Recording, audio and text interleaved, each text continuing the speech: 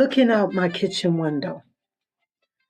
And as I stand here looking out today, I want to talk about something that can hang over your head like a dark cloud, something that can follow you like a shadow, something that can feel so heavy that you don't know how to lift it,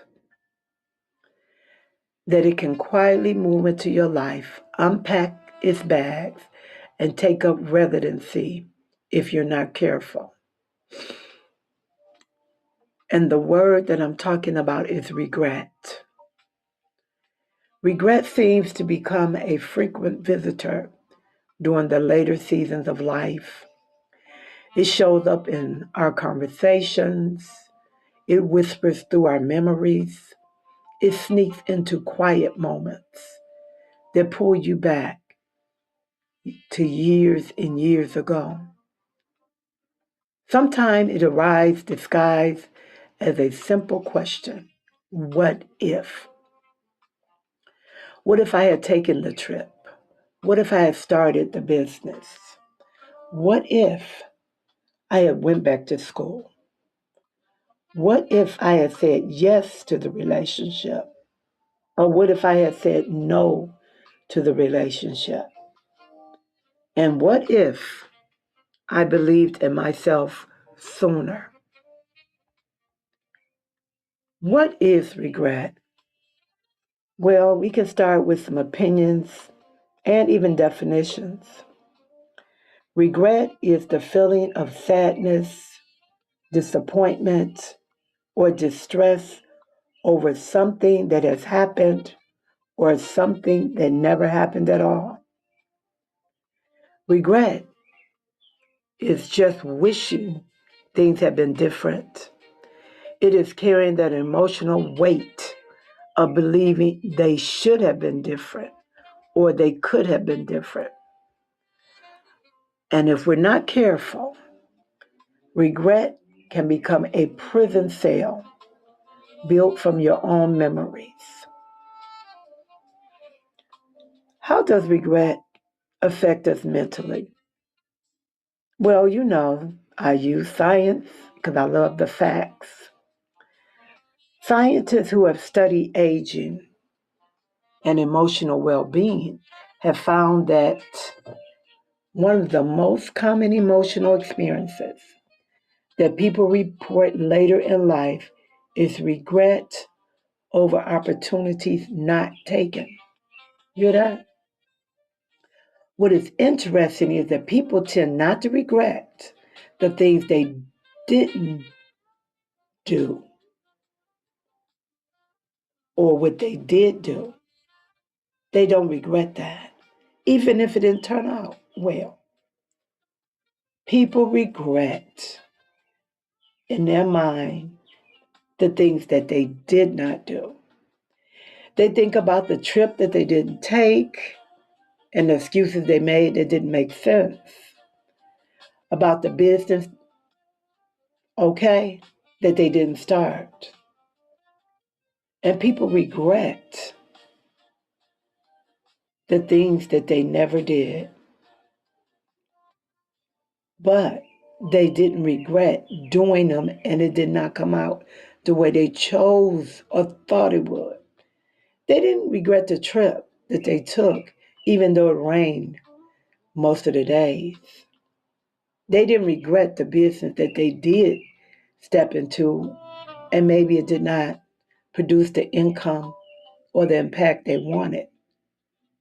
No, they regretted not even attempting the chances they never took, the dreams they never pursued.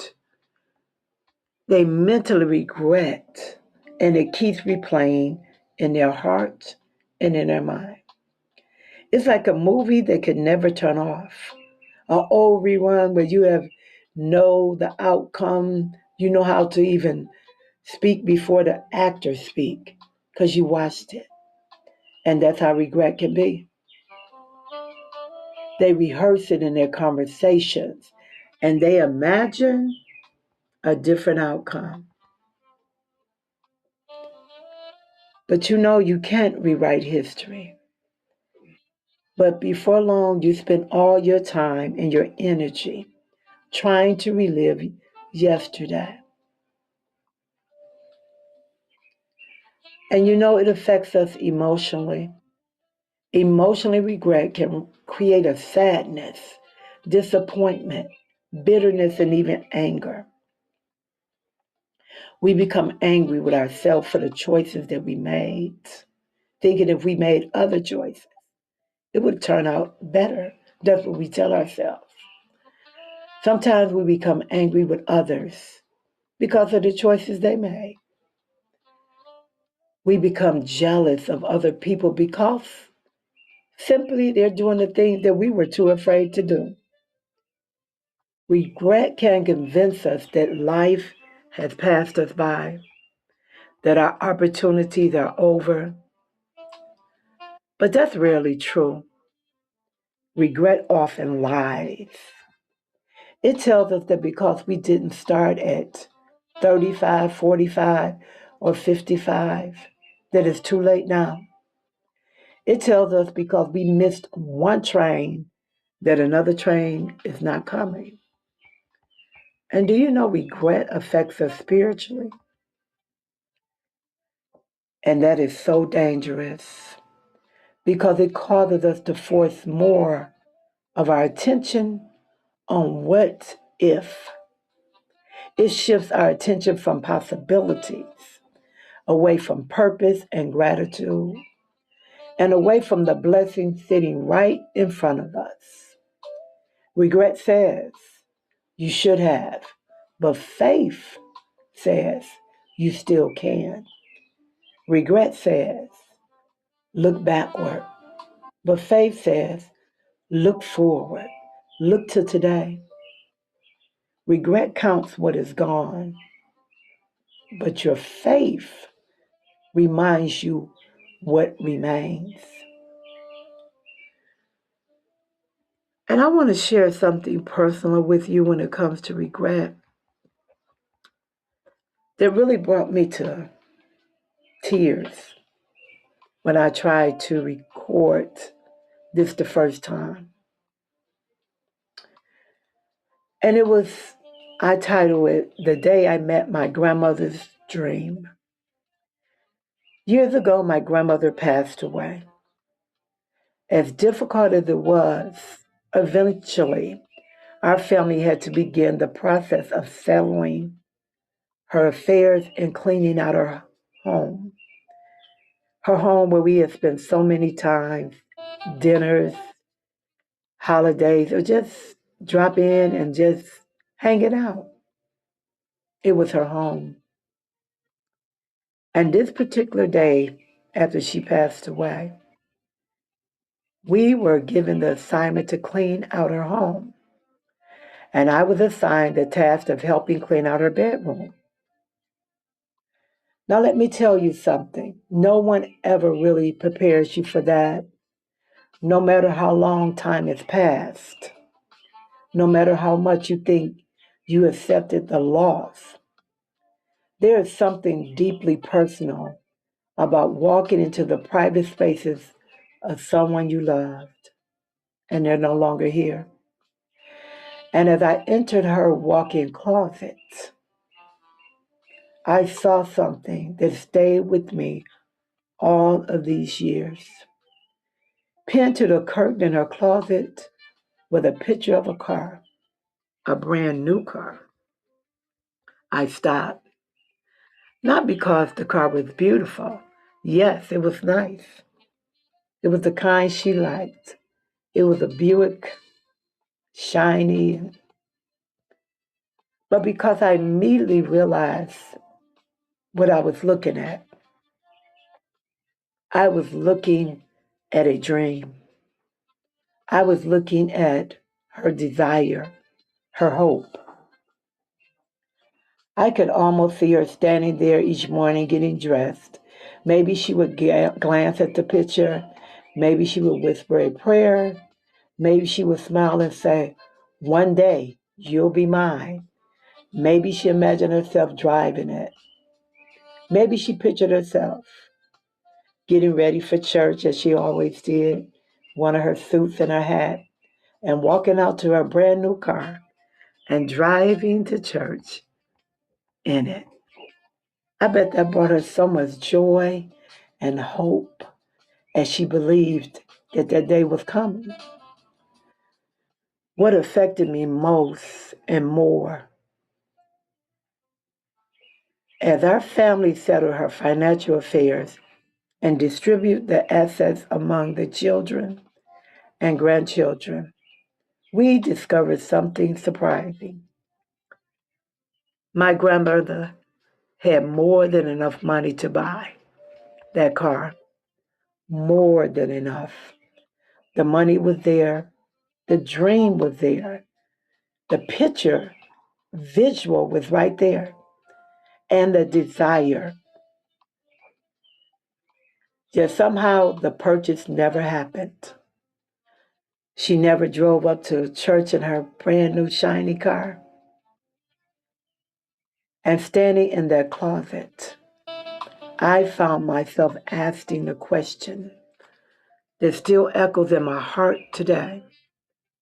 Why didn't she buy the car? Why didn't she purchase the dream? What was she waiting for? A better time, more certainty, more money, permission, one more year. And then another question came to me one day that I want to ask you. Will you leave with your dreams inside of you? I'm not talking about the impossible dreams. I'm talking about the dreams that are right here in your hand, in your reach.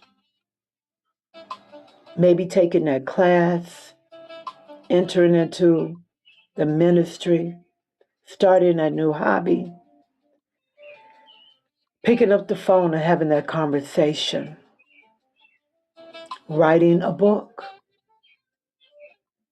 What is that dream that you keep putting out? That you keep saying, not yet, not yet. It's not time. What is that dream that is already sitting right here in your hand? The dream that doesn't require mountains to be moved or a miracle to be performed. Only a decision, your decision. I still get emotional when I think about that day standing in that closet, looking at her dream that she never got. Oh, yes, there's going to be dreams that we will leave here never accomplishing. But I'm talking about the dreams that you can accomplish today because they're in your hand. How many people leave carrying dreams they could have lived? How many pictures are on vision boards or pinned up in a hidden place? How many? How many answered prayers was not accepted and walked into? You know, as I begin to think about it, I just want to help you, if that's you today, give you 5 simple steps that regret will not harm you, will not overtake your story. First, I want you to identify that dream. I want you to write it down. Let's start with 1, and I want you to read it over and over. Just 1. What is the dream that keeps showing up in your thoughts, that you keep pushing back, saying not yet? Secondly, I want to ask you to ask yourself, what are you waiting for? Be honest. Is it money? Is it fear? What is the real reason? And thirdly, I'm asking you to take one small step. Make that phone call. Put in that application. Take the class. Call the travel agent. Start saving. Just one step. Move the dream into action. And fourthly, stop waiting for a perfect time. There never will be one. Most dreams are born in everyday experiences, not magical moments, just every day. And number 5, remember you are still here. That means you still have time. You are still able. There is still purpose for you. And as I look out my kitchen window today, I wonder how many of us have a picture pinned on a vision board or tucked away somewhere, even in our hearts. Something we still want, something we still hope for, something we quietly place on a shelf. Maybe today is the day to dust it off, to pull it out. Maybe today is the day we stop saying tomorrow, someday. And maybe today is the day we begin. Because one day, someone may walk through your closet. Someone may sort through your things, the things that you held dearly hidden away. Someone else may discover evidence of your dream. My prayer is that when they do, that they don't find a life filled with unfinished possibilities. I pray they find evidence that you lived. It doesn't have to be perfect, but you tried, that you believed in you, that you pursued what God placed in your heart. Because faith is here for you. And faith is not only believing God can, faith is believing that you can and that you have the courage to do it. This is me, Visu, looking out, but looking in. And today I remind you, don't leave here with the card still hanging on the curtain in the closet.